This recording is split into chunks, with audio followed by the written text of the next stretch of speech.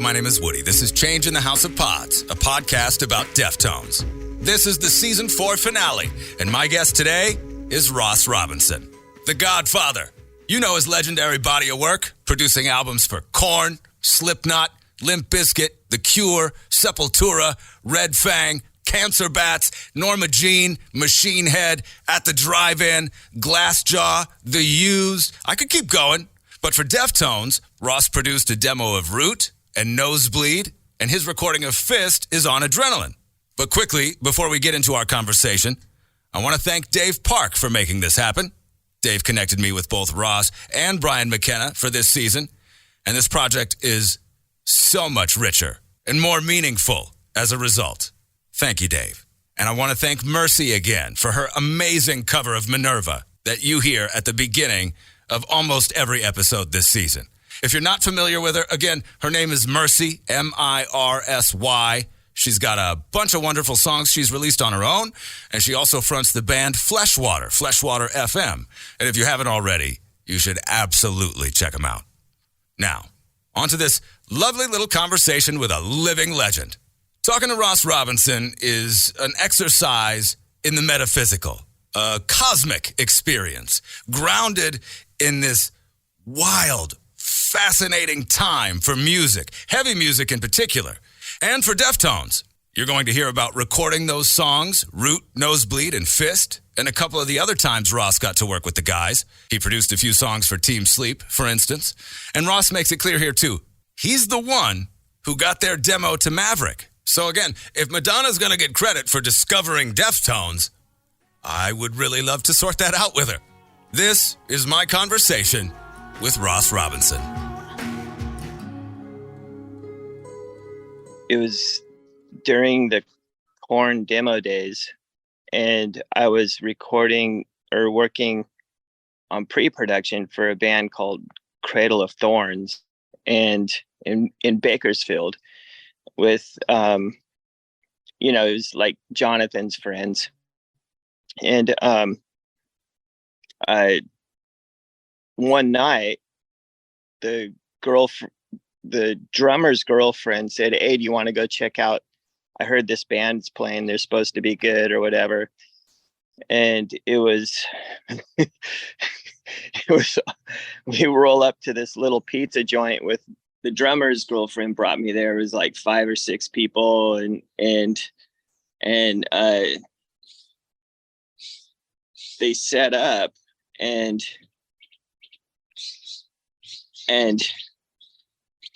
she and Steph would do this like kind of stand-up comedy routine where they'd bag on the crowd and the band in the town and stuff. And I'm just like, oh my God, these guys are funny. And of course, they look so cool. Obviously, they're just the rulers. And but musically, I was just like, it was freaking me out. My whole body was like just freaking out with chills. I'm like, oh my God, I found another band. This is so cool. And then some kid in the crowd was popping off on him, and Steph and just says something really funny to bag on Bakersfield. and then they play another song.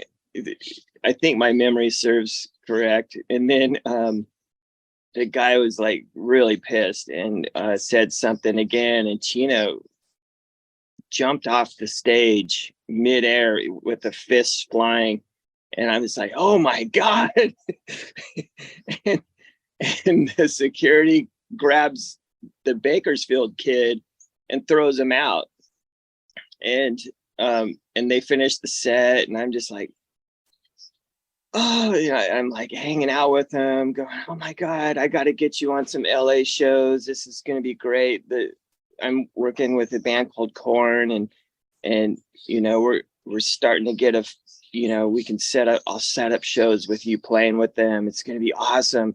You're totally in. And they're like, fuck yeah. I gave them a Korn demo. They gave me their demo. And I'm just like, all right, I'll meet you in Victorville at the next show. They were playing in the high desert up there. And they're like, all right. It was just instant, like, brothers or whatever at the beginning right there. And it was just so cool. I'm like, yeah. And I get a phone call from Dave Park, who's and he's like, hey Ross, I left the message. We're not able to go to we're not in Victorville, we're still in Bakersfield, we got jumped. And so I guess what happened is that dude took off and grabbed a bunch of Baco skinhead friends, came back in a truck with like bats and like chains, and just, I think it broke Abe's arm, somebody else's collarbone, kicked him in the head. Like everybody was just smoked in the hospital. And they're lucky they're alive. But right as I took off, we were gone. Oh, bye, see you later. We took off, and Dave said, like, right after that, these guys came in and just beat the shit out of him. Yeah, it's ruthless, man. Unreal. Yeah. So ever since then, I've told every band, if you're going through Baco, don't talk mess. Word. Yeah. Just wow. And so eventually, I took the Deftones demos. Dave gave me a whole bunch of them to pass around to people, and I played it for the Korn guys, and they were just like quiet, like not saying anything, but kind of giving it little compliments. And I'm just like, oh man, this shit's so on fire. And I'm like, so they'll hook us up with shows in Sacto, and I want to hook them up with shows down with us. And they're like, oh yeah, totally. So Dave and I had this like rivalry going where I'm like, dude, you don't know, man. Korn is, Deftones are great. I can't take anything away from them, but Korn, man, what they do live, it's just unreal. Like how they slam it, like it's, people freak out. He's like, no way, dude. Deftones, they're gonna annihilate Korn. I'm just like, it's impossible. I've seen both bands. He's like, no, you don't understand. I'm like, you don't understand. So they eventually make it to LA, to the first LA gig. And it's at this little place called the Dragonfly, and they're opening for Korn. And it's a little place on Santa Monica Boulevard where all the bands would play, and really small, and good sound too. And Deftones go on stage, and it was fucking Annihilation Season. Oh my God. I couldn't believe it. They went so hard. I have to give it to them. They smoked Korn that night. It was like, oh my God.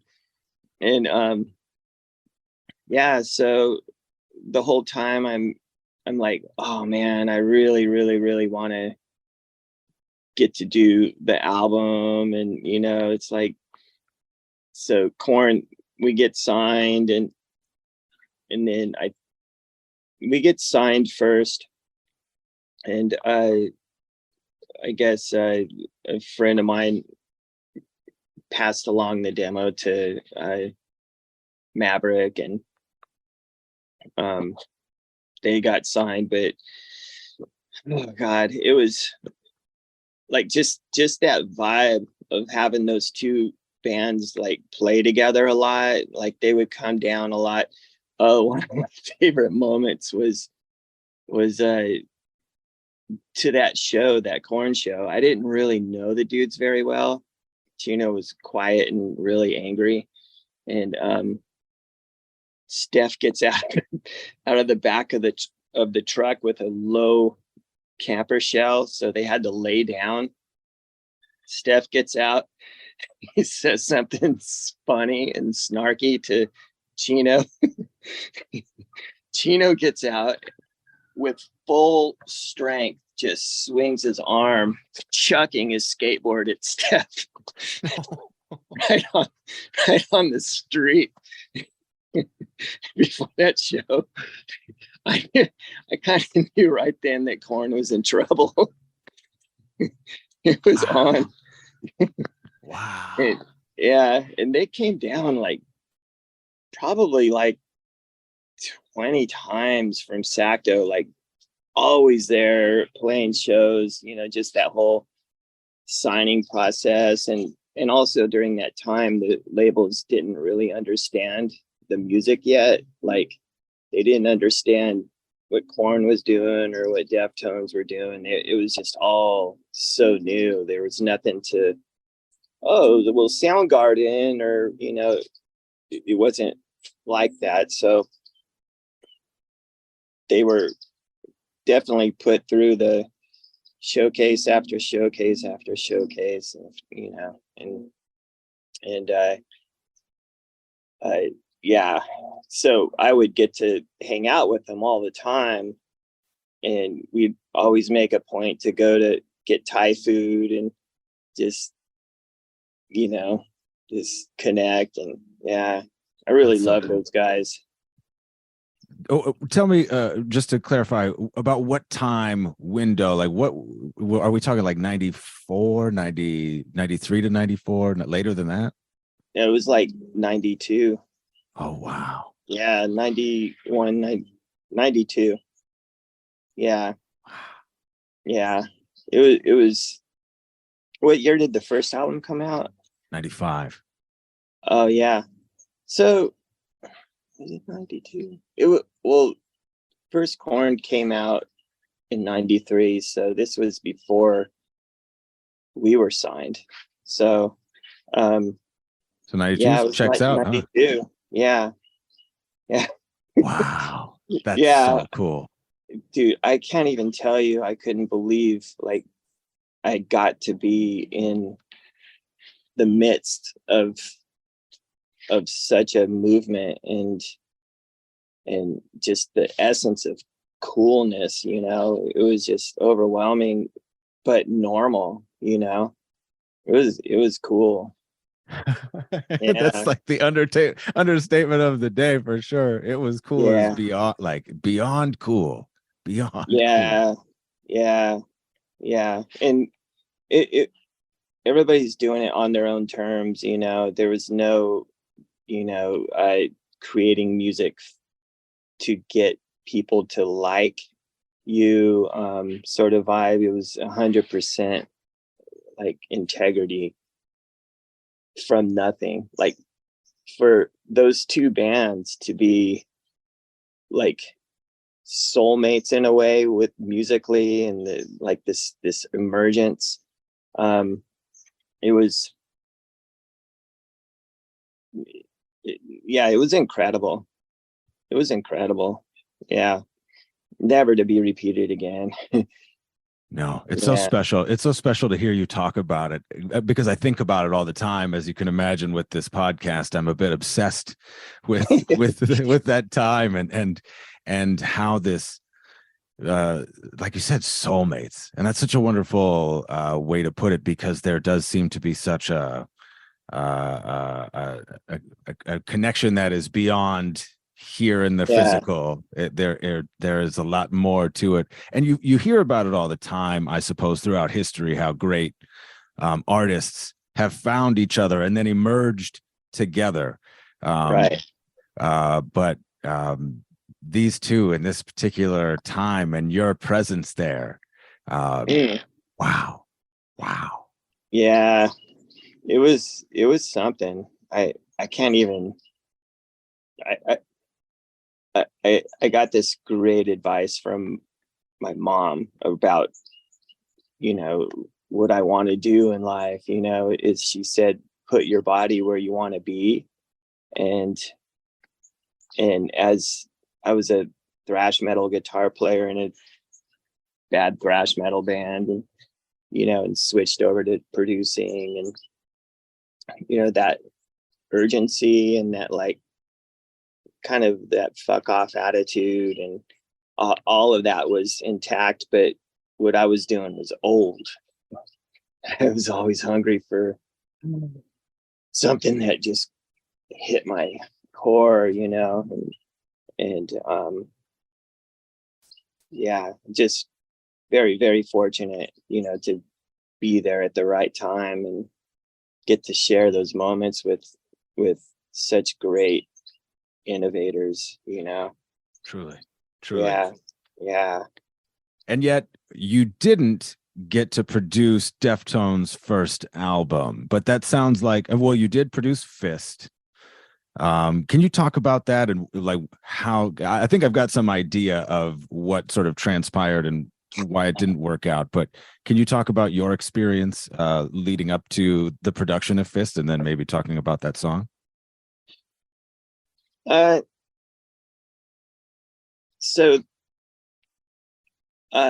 during the Korn mixing, I sent mixes from the studio to the Deftones guys because it was coming out so good. I'm like, let's get it on, let's do it. And I understand. I know you. and Totally. I wasn't qualified.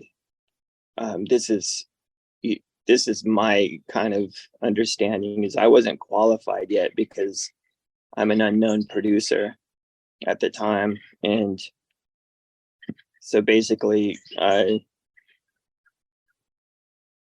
and also too, there was a lot of comparisons between the two bands. And I feel like Deftones always wanted their own identity separate from all of that. I think that was probably their decision. But what I heard was the label didn't want me to do it. I wasn't there yet, not trusted. And it was absolutely heartbreaking, I have to tell you. Yeah.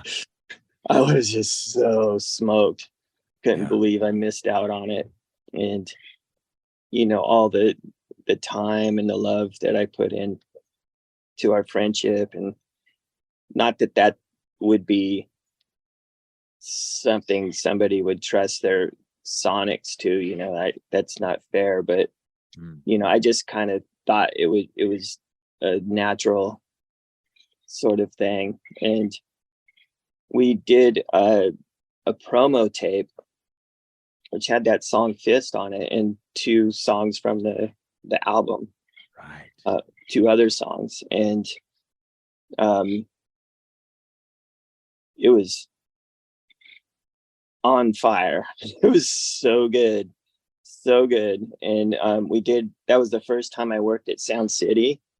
We went over there and set up and slammed out the songs, and it was just magical and super easy, but it was, when we were going through the studio, I was telling the dudes that like the studio is totally haunted. They see guitars floating around, and Chino's eyes went, "Oh, what? Oh my God." And you're like, "Yeah, let's go look." And there's these like side rooms, these like dark side rooms off the big room where they did Nirvana and and Fleetwood Mac, and It's like a famous big room, but these little side rooms were supposedly haunted, and Chino goes, I don't want to go back there. I'm like, good, that's where we're doing vocals. He's like, oh. So when it came time, I set these little like cholo religious candles around and put the microphone on the floor, so where he had to sing into the ground around this like kind of like satanic religious sort of thing. I remember the first song. It was just, what's that one that goes da da da da da da da da da da da? Which one is that? Yeah. Is that on the first record? Yeah, that's not Root, I believe. Root, or yeah, is it, Root. Yeah. Yeah, I think we did Root and Nosebleed and that fifth song. Wow. And so the drums go. I grab one of the candles. It's been lit for a little while, and I throw it against the wall, and wax goes across his face a little bit, and he's like, it's the fucking fire is just out of control, man. It's just so airborne. And because I was like, this is my chance to really push him, you know.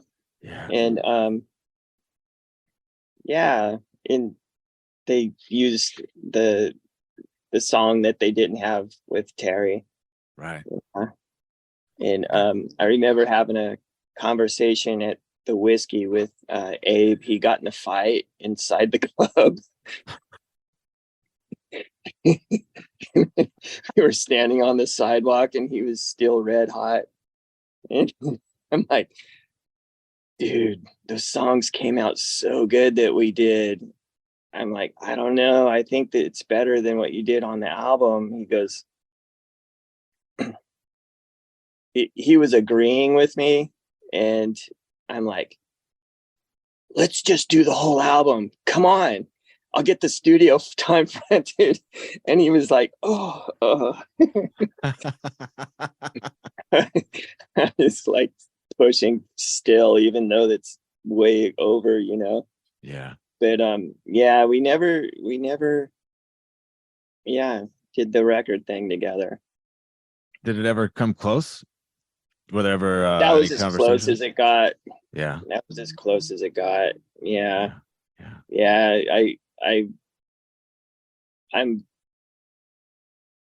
I've always been a little heartbroken about it, for sure, because I just, oh man, what a privilege, you know. Yeah. Well, and like you said, the history that while you can't like you said, attribute, you know, your or use your friendship necessarily as sort of a reason for them to entrust you with their sonics, like you said, like it's still a pretty great reason. It's still a pretty and they had the corn mixes too, so it was like it was there. They could have they knew that anyway. It's I think the yearning and like, oh, if only, that right there is more, the anticipation is more life filled than doing it and getting a trophy and it being over, you know. Like there's still a mystery of like what could have been, you know. And I really dig that. That's pretty cool. That is really cool. Obviously, it's great when your favorite band tours in your town, but what do you do when they don't? We travel to see them, of course. And believe me when I tell you, the Hair Restoration Institute of Minnesota is worth traveling for. Hey, it's Woody. I'm lucky. HRI is 5 minutes away from my house. But if you aren't in the Twin Cities, you are also in luck. With their Hair by Air program, HRI will reimburse your flight, get you to and from the airport for free, and they have complimentary on-site hotel accommodations. Yeah, that's right. There's a hotel attached to HRI. This is literally the best case scenario if you want thick flowing hair like a Viking or a rock star. or a lion. Well, maybe that's too much. Check out the Hair by Air program at the Hair Restoration Institute of Minnesota at hrimn.com. And remember, you can't spell hair without HRI. All right, now what are we going to do with this guy? We can't just leave him lying around. Right? That's really cool. I love the way you talk about music and the way that I've listened to a couple of podcasts that you've been on lately, just in preparation for this conversation, including like the one you did with Jeremy Baum from Touche. That was just so wonderful to hear the way that you talk about the intangible quality. I've heard you call it like the ghost. Yeah. And that, it's this thing from another dimension. And it feels like when I think about Fist, that song that made the album, like that feels like that ghost. And can you just talk about that thing, that ghost, and like what that means and how that how that drives your work? So there's a thing that happens between humans when they're pulsing and expressing to one thought, mainly some of the lyric. What I like to do is get everybody in tune with that and reveal. And more times than not, the stuff that I record they're pretty gnarly subjects. Lots of people's and so when a band is in a room with me, it's like they've signed up to actually feel what they're singing about or what they're playing guitar to. They're not just rocking out, it's a very important coming together to create a life form. And music being invisible, you can't beat it up, you can't kill it, you can't destroy it. Where we are here it can't touch it. And the wave is the car, the host, and the ghost is the driver. And the ghost is a combination of people slamming together, just like, it's like, ugh. And together for purpose and reason, and their hearts and their love and everything just, like, say it comes through with one guy, singing, and the track is kind of flat. It's still cool and great, but you get a band like Deftones that they got that thing. They're connected way deeper than with their bodies. It's just freaking beyond. And so that's how you conjure up a new life form, the ghost. Yes. And yet I apologize because what you described seems to be so much in like contrary to what Deftones seem to express. Like when they're asked about their albums, they're like, oh, we jam. Like we just go in and rock out. And then the album's like, I know they're underplaying it because, like you described, that ghost, that connection, it comes out. It's never not there. I'm just so curious. How? That's always my great question. How is that? How does it come out? Well, it definitely starts with a great drummer, Abe. Oh my God. Like he just holds the sticks and you can't help but get the chills. The fury inside that guy's expression is just undeniable. And so right there alone, you can't mess up. And then with Chi, you add that sweet, beautiful hearted dude, you know, just like willing and great, and what a great dude, and such a great feel. Like, I had such a good time recording him. He was heaven for me. And then with Steph, he knows what he wants, and that's just the way it is. He's convicted in his thing, and he's so funny. The humor is out of control. And then you top it with Chino. One of the greatest all-timers. He's forever a god. And it just comes out of those. I have a lot of like mental snapshots and visuals inside of me of him as a really young dude, you know, a kid, and he'd always have these like these innocent eyes that like an infant, in a way that's trying to communicate, I know it's on the other side of this body, and I'm here to show you what that is. And you know, yeah, they're magic. They had it all. They have it all. It's great. Even with the new guys, you know, it's still great. They would probably like nod their heads no and roll their eyes at my explanation. but that's kind of my gig, is to see, you know, what's there. Yeah. And deepen it, you know. Yes. Yeah, so those guys to me are a dream for anybody that gets to record them.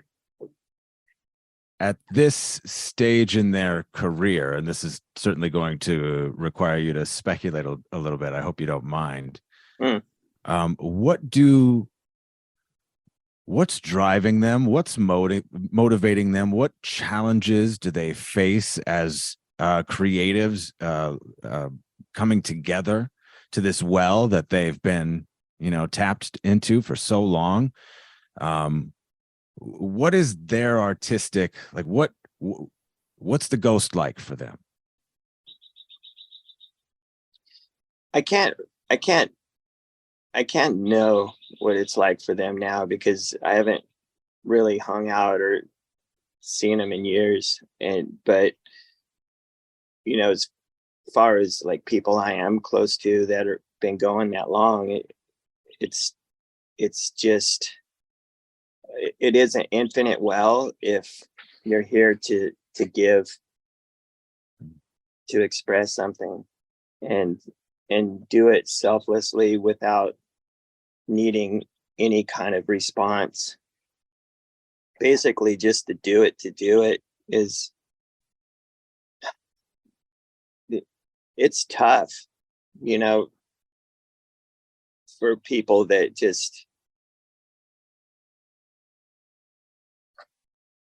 wrote everything they feel like they've written.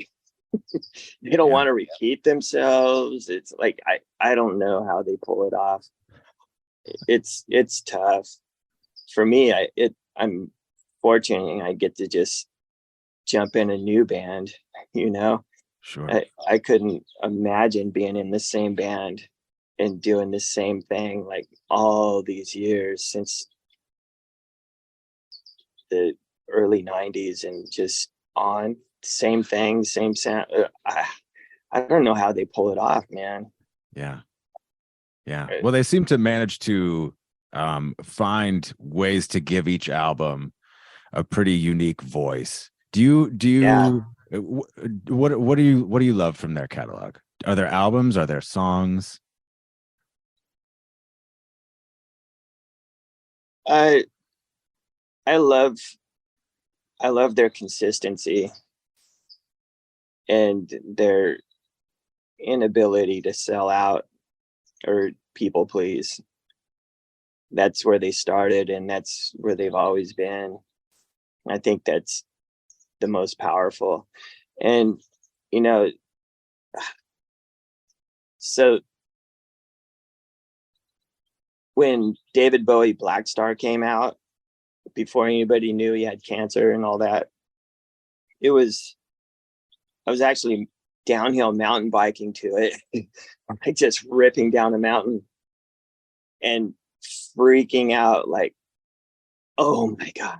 And then seeing Nick Cave recently, how just, oh my God, these guys are so old, and they're better than they've ever been, like as far as that thing. And it really inspired me to see that music is for lifers, is life and death, and you just can't not do it. Those guys are, pushed by death, Nick Cave's kids and Bowie's own life, and it's, they were pushed, and unfortunately the push is pretty gnarly. And yeah, musicians, I feel they're on a mission to remind us how precious the moment is, because when a great song comes on, like talking about like certain riffs and things with Deftones dudes, it's like the world stopped. I flashed everything in my life, and that was a point in my life that it was then. And I refer not to my age, but when that happened, Right. or seeing Chino in the Indigo Ranch on the second Korn record, the vocal booth was full with everybody in it, and him and John were singing at the same time on that Wicked song. It was just flashed in my memory forever. I'll never forget those moments. It's great. Or when Chino came up for Soulfly, just he helped us bury the 2-inch tapes before we sent them away to get mixed. Buried them in the dirt. What? Really? Yeah. That's so radical. That's so radical. Wow. Did you feel it? Did you feel that sound? Did you feel it? Like, did that? Yeah. It was really stupid, but it was awesome. That's so cool. Tino had a shovel. I remember that. That's fantastic. Yeah. Hey, it's Woody for the Hair Restoration Institute of Minnesota. I turned 40 this year, and more than any other birthday, I felt like this year I deserved to really treat myself. And above all else, the one thing that I really wanted to do for me was fix my hair. I started losing my hair 20 years ago. It was awful. I loved my hair. Losing it was miserable. I hated the way it looked and having to hide under a hat for family photos. Then I went to the Hair Restoration Institute of Minnesota. They're the #1 hair transplant clinic in the Midwest with hundreds of 5-star reviews. And getting my hair restored was actually a relaxing experience. It was sort of like a day at the spa. There was no pain. It was really fast healing. I mean, I was back on the air in just a couple of days. Whatever your hair loss, whatever your goal, they have the surgical, non-surgical, and cosmetic options for you. Schedule your free consultation at hrimn.com. That's hrimn.com. And remember, you can't spell hair without HRI. I'm so glad that you brought up Wicked, because I did want to ask you about a couple of the other recordings that you had done with Chino, because I knew about the Soulfly track with Wicked. You did a couple for Team Sleep too, right? You produced a couple of songs for Team Sleep. Boulevard Nights and live on the stage, I believe. Yeah, I think there was another one too, but yeah, that was fun. Yeah, can you tell me about that experience? Well, the tracking drums was insane. Zach's, every time he touched his sticks, his knuckles were bleeding like from hitting cymbals. I'm like, dude. That's so cool. Yeah, just blood everywhere. It was just, and never played one thing the same. Like from one take to the next, there were different songs completely. So from drums. Did that was that like a total frustration point, or was that mind blowing, or well, how do you even do, what do you do with that? Yeah, well, what you do is you get it until you feel like, oh, that's the one that's the one I want to keep hearing back, like feeling that one. That's that one. And we just run with it and start overdubbing on it. And yeah, that's with Zach. That's, yeah, you have to trust with anybody, but especially him. Like everything he does, it was just so freaking insane. Yeah. That's so cool. That's so yeah, it's just a matter of getting everybody to match, and like create as you record, with that situation, and trust the unknown, yeah. Be like, okay, that first feeling was super sick, so I trust it. I'm gonna follow it, and with no remorse.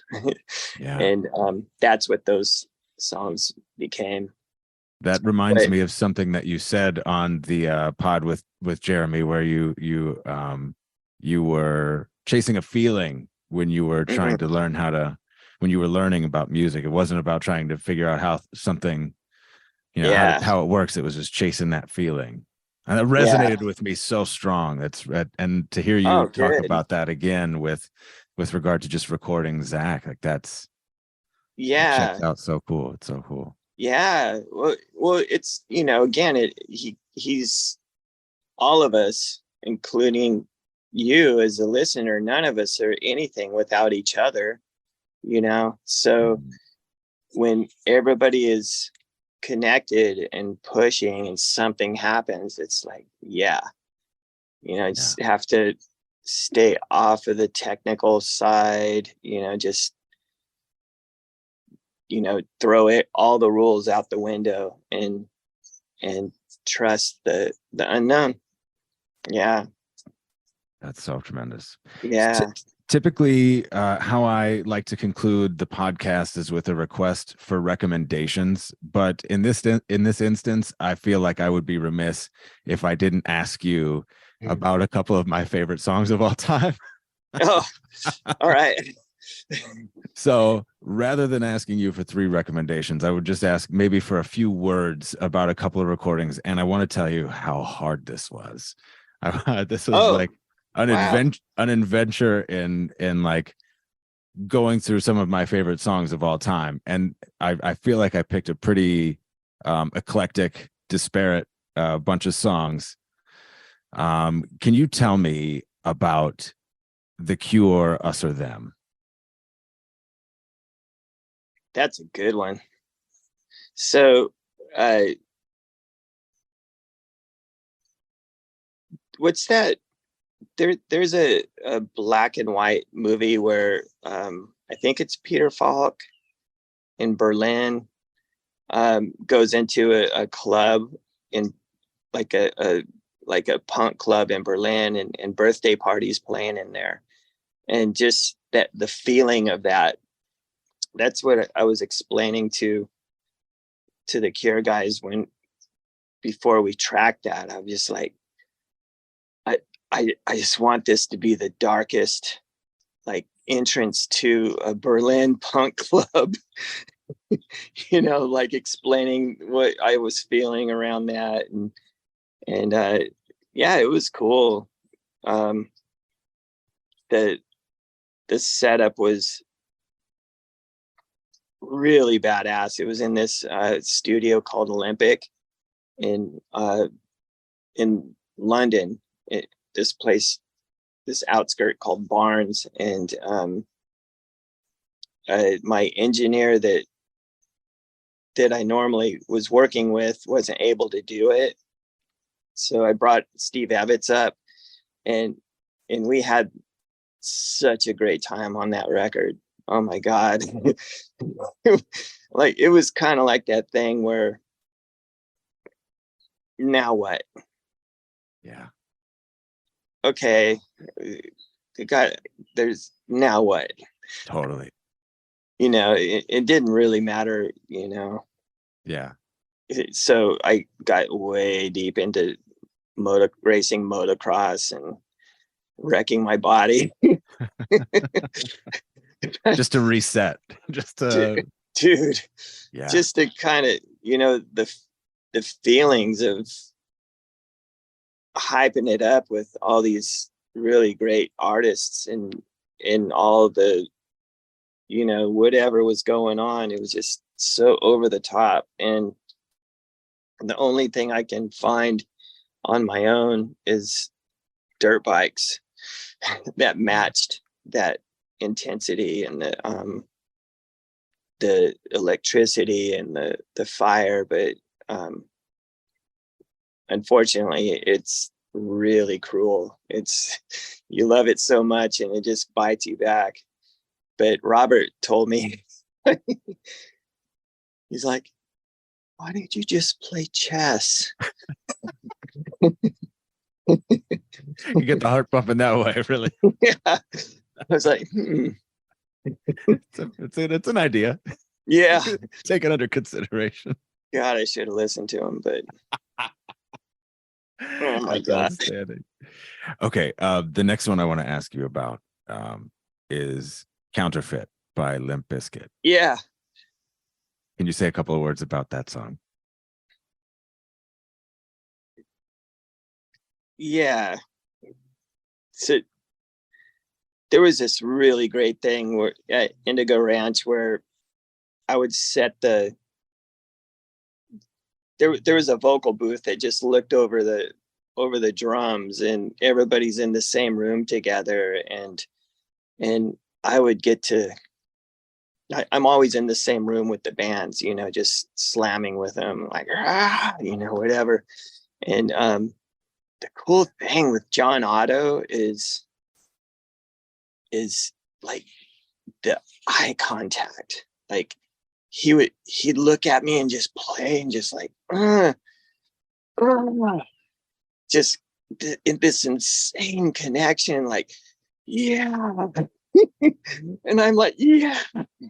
I'm looking over, and the other dudes are just slamming as hard as they possibly fucking could, man. It was just like, and I'm just got this contact, and then Fred is just like doing that like super wild, unique thing that he had back then. He doesn't even sing like that anymore, but oh my God, it was fire, man. Just pure, just airborne. That was another one. I couldn't believe it. Like, how are these guys so good? Yeah. Just as a band, like, what? I know. I love the fact that they're sort of having this renaissance, or that they've had this renaissance over the past couple of years. Because I'll tell you what, they've toured here and played club shows. Mm-hmm. Imagine that in 2002. Imagine in 2000, Limp Bizkit playing a club show. I'm like, man, you got to see. Anytime anybody's like, oh, Limp Bizkit, you're going to go to I'm like, man, you got to go to the Limp Bizkit show. These guys played stadiums for a reason. Oh, yeah, for a big reason. They weren't messing around. No. That was another one. Just how did these guys come together? It's just doesn't make sense. God, it's so cool. That's so cool. Okay, lastly, and I was extremely tempted to bring up Blind. I'm sure you get asked about Blind plenty, though. So I'm gonna go to like sort of, I guess, my other 1A, and ask you about Roots.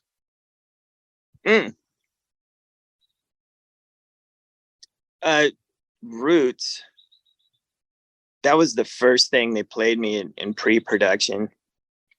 And and well, first we met and hung out, you know, before I got the record, and it was me against everybody else, and all I had was that one Korn record out, and oh my god, I was pretty like starstruck by him. You know, they'd already been around for what, 8 years or something, and it's like, whoa. And going in the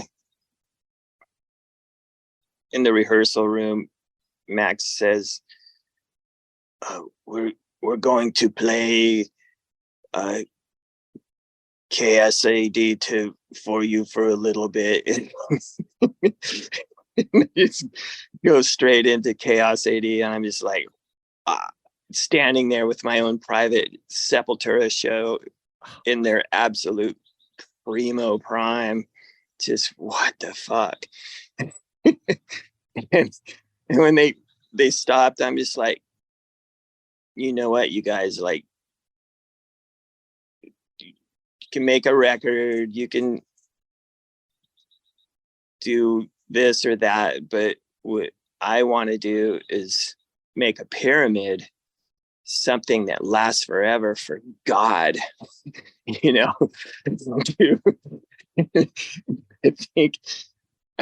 I think I told him something that is forever, that will never ever die. And you know, brought in all my woo-woo talk, not knowing that Max was woo-woo at all. And at the risk of just getting eye rolls and all that stuff. And they loved it. It was awesome. And then I went to Max's house, and he just had little Igor, just kind of running around, not talking yet. And they had stereos in every section of their house: the kitchen, the sunroom, the living room, the bedroom. They had Korn CDs playing in every single room, like for the baby, because that's the only thing he would quiet him down that he wanted to hear. That rule. Just like, oh my God. He goes, yes. Oh my God, that's the coolest thing ever. Wow, that explains a lot. Yeah. That explains a lot. Oh my gosh. So I was like really taken back by it. And yeah, dude, I was broke. Korn didn't blow up yet. Nobody really knew about him yet. And I was just scraping. I think I was living in a garage where you pull the face of the garage door open. That's the only entrance. It was kind of like humbling every time I get in there to sleep in my bed under this like piano and on a futon. Wow. But yeah, it was hunger times, man. And those are the best times. Yeah. But Roots, he played it in his bedroom, and it was cool. It was like, all right, that's a cool riff. And God, I wish I remembered the line. There's a line in there. Anyway, it's just what it is. And when we tracked it at Indigo, the thing that I was so impressed with, I go back to the drums again. I love these drummers. I talked about John Otto and Zach, and oh my God. So Igor's pocket and ability to swing and lay back and into the speed and the groove and the heaviness was freaking insane. And when he hit a drum, like he wouldn't do two hands, it just like with one on rolls, you know, because it had more power. It was more like a hammer. That's so cool. And one of my most terrifying moments during that time was Igor coming up to me and saying, what do you have planned for this next week or something? And he goes, I feel like this record's falling apart. I'm really worried. I'm just like, dude, all I know to do after we talk is walk to the microphone that's on the guitar amp, plug in the wire to it, move the microphone until it's right. And I don't know, because the voice is going to tell me where to go next. And that's how we're doing everything. And he took off and we did guitars and came back, and he was really stoked. Yeah. It's scary, man. Every one of those records, I swore to myself, I'm not doing this ever again. It's just too much. I can't take it. It's so stressful because I want to be there for them so deeply, because I feel like their lives are in my hands. You know, I want to, because I love the guys. I want to, you know, it's that thing. It's just, well, when you lead with feeling, because you're a feeler, I'm a feeler guy myself, so that's why that thing keeps resonating me. When you lead with that, when you follow that, it's a lot. It's heavy. There's a heaviness. It's a lot of gravity for that. Oh yeah, you can't tell people what's going to happen next because it doesn't exist yet. Yeah, that's so real. Yeah, that's so real. God, that's so cool. This has been a tremendous gift to get to speak with you today. I could chew your ear off for another couple of hours. I really could. So I just want to say thank you and express my gratitude, not only for your time today, but for the fact that you've been chasing that feeling, man, for the fact that you've been chasing that feeling and helping us connect. It's really been, I'm so grateful. I'm just very grateful. Yeah, same here. Grateful. Thank you. I really appreciate that. And I also, it's the first time people ask me questions about Deftones. And yeah, I love those guys. Love them. Yeah, I hope that I hope that maybe in some way that they see this and maybe that connection can, if at least on the personal level, get a little spark. That would be really cool. Well, the cool thing about it is, like, we're all pirates, and you see a ship, and you jump on and hang out for a second, you jump back off, and it's just a known thing. You're always connected forever, especially with music. You know, you don't have to, hey, thinking about you, or, you know, there's none of that. It's like, we're just there, you know, pirates. Ross Robinson. Thank you, Ross, for your time, your wisdom, your stories, and your indelible contributions to music. And that's it. Season 4 is a wrap. Thanks to all my guests this season. And thank you for coming on this ride with me again and for being curious about our favorite band. If you ever want to talk about them, I'm at Woodbruh on Instagram and Twitter. My DMs are open. Till then, see you at Dia. Thank you for listening to Deftones, and thank you for listening to Change in the House of Pods.